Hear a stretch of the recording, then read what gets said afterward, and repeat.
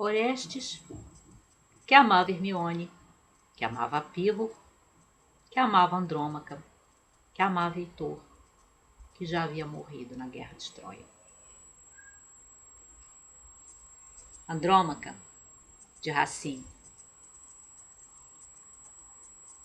Andrômaca foi publicado e encenado pela primeira vez em 1667 e é uma das peças, provavelmente, na minha opinião e pelo que eu estive lendo, uma das peças mais poderosas do Jean Racine. Esse que é possivelmente também o maior exemplar do teatro clássico francês. O teatro no sentido de tragédia clássica francesa. Qual é o tema de Andrômaca?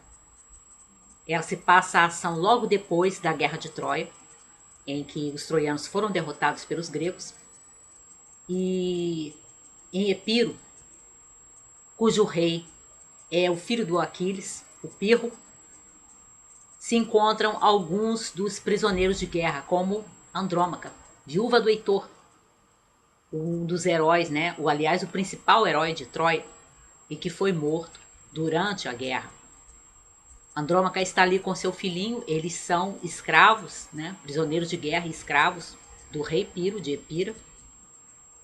E a Andrômaca está nessa situação infeliz, mas está pior ainda do que no primeiro momento se poderia pensar, porque o filhinho dela está sendo ameaçado de ser morto pelos gregos que ali estão, que estão fazendo pressão sobre o rei Pirro para que o filho do Heitor seja morto, talvez naquele temor de que quando a criança crescer, né, sendo um homem, venha a querer se vingar, né, dos gregos pela morte do seu pai, por toda a tragédia que aconteceu, né, que Troia foi destruída mesmo. E então, além de ser prisioneira, a Andrômaca está sob essa tensão de repente, seu filho, né, que é uma criança, ser arrebatado dela e ser assassinado com a permissão do rei, com a aprovação do rei, porque ele está sendo pressionado para isso. Ao mesmo tempo, o Pirro, ele é noivo da Hermione, filha do Menelau, também um dos gregos. Hermione veio para a corte de Epiro para ter as suas núpcias, né, para finalmente se casar, oficializar a sua união com o rei Pirro. Só que o Pirro está dando para trás, ele está criando pretextos, retardando a cerimônia de casamento, dando desculpas, e isso porque ele está tomado de uma violenta paixão pela sua prisioneira, Andrômaca, que não quer nada com ele, que o repele sempre que ele se aproxima dela, que ele diz alguma coisa para ela, apesar dela ser sua escrava, dela ser sua prisioneira, ela não o aceita, ela não quer ouvir falar de nenhum outro homem, além do homem que ela amou, que foi o marido, o Heitor. E o Pirro está nessa situação, e a Hermione já percebeu. Aliás, toda a corte já parece ter recebido, ela está se sentindo assim humilhada publicamente, porque o rei, que é o seu noivo, está violentamente apaixonado pela sua prisioneira, uma inimiga. Ao mesmo tempo, também temos o Orestes, um dos gregos, que também veio para Epiro, onde reencontra um dos seus melhores amigos, aliás, do seu melhor amigo, Pílades. E conversando com Pílades, né, ele fica sabendo que a Hermione está ali, a filha do Menelau, pela qual ele, Orestes, sempre foi apaixonado, embora ela sempre tenha repelido, porque ela gosta do noivo, do Pirro. Mas ele também já ouviu esse burburinho de que o rei Pirro está interessado, na verdade, pela sua prisioneira, pela Andrômaca, e não por aquela que é a sua noiva oficial, a Hermione. Então nós temos todo um cenário que, como comenta aqui o Paulo Rony, né, que faz a apresentação de Andrômaca nesse voluminho, todo um cenário de Ciranda do Amor Imperfeito, e que ele diz que lembra aquela quadrilha, né? Aquele poeminha Quadrilha do Carlos Drummond de Andrade. João que amava Teresa, que amava fulano, que amava cicrano, né? Uma Ciranda do Amor Imperfeito. Um que ama o outro, que ama o outro, que ama o outro. E você tem todo essa peripécia, né? Esse formato aqui dentro, para criar confusão e para criar tanta análise de paixão. tanta análise de paixões, que é o tema principal e o conteúdo principal do teatro clássico francês, da tragédia clássica francesa. A Hermione se sente humilhada e ela começa a sentir pelo noivo uma mescla de amor e ódio.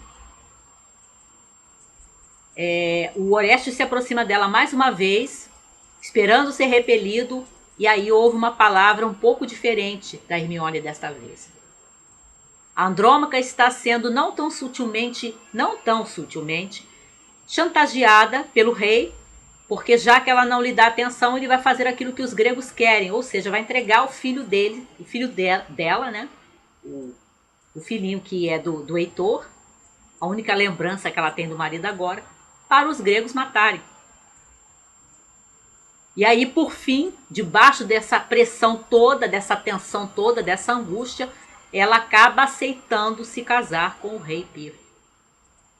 Mas ela já tem um plano daquilo que ela vai fazer assim que a cerimônia terminar.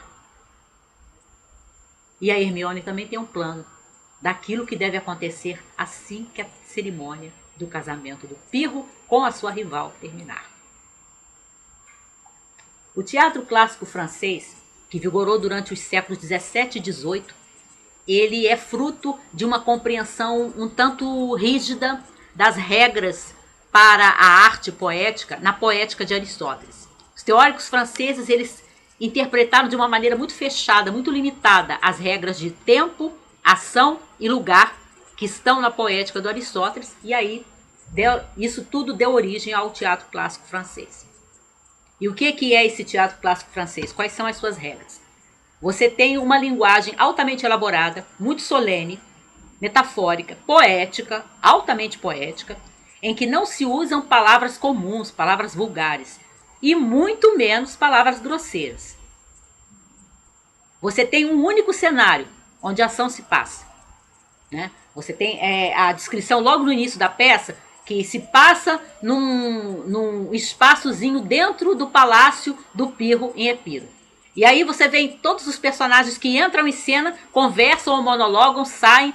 Aí entram outros personagens que conversam ou monologam e saem, sempre nesse único cenário.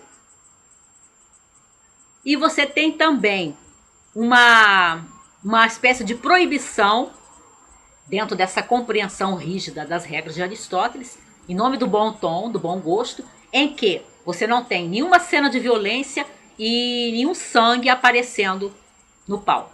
Isso é proibido. Não se faz, é de mau gosto.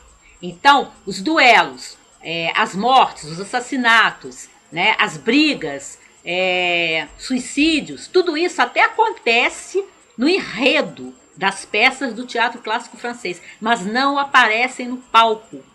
Você tem um personagem que entra em cena e resume o que aconteceu nos bastidores. Mas você não tem aquilo acontecendo no palco, em cena, para o público assistir.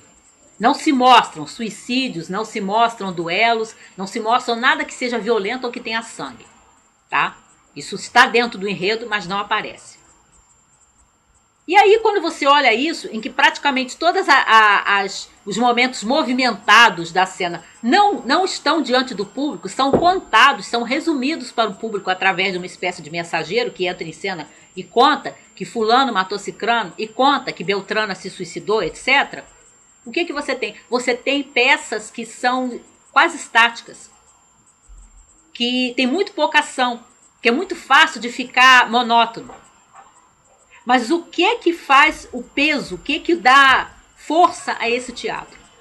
Essa linguagem poética, metafórica, altamente elaborada, belíssimo, tem trechos do Andrômaca, assim, de você ler em voz alta, de tão lindo que é. Eu coloquei uns trechinhos até no Scooby durante o meu histórico de leitura. E análise das paixões. Porque esse é o objetivo do Racine nas suas peças. Analisar as paixões. E aí você tem a Andrômaca dividida entre a lealdade ao marido e o amor pelo seu filho. Você tem a Hermione dividida entre o amor e o ódio pelo seu noivo. E pensando como é que ela pode se vingar dele, mas ao mesmo tempo sentindo amor por ele. Você tem o Orestes dividido entre todas as lembranças que ele tem de já ter sido repelido pela Hermione. Mas criar uma nova esperança por causa das coisas que ela diz a um certo momento da peça para ele. Você tem o Pirro, que também é um personagem que age de uma forma baixa em certos momentos, mas em outros momentos tenta outra vez dominar essa paixão, né? Essa atração quase irresistível que ele sente pela sua prisioneira. Então você tem uma análise das paixões de todos esses personagens no palco, que são o verdadeiro assunto de Andrômaca.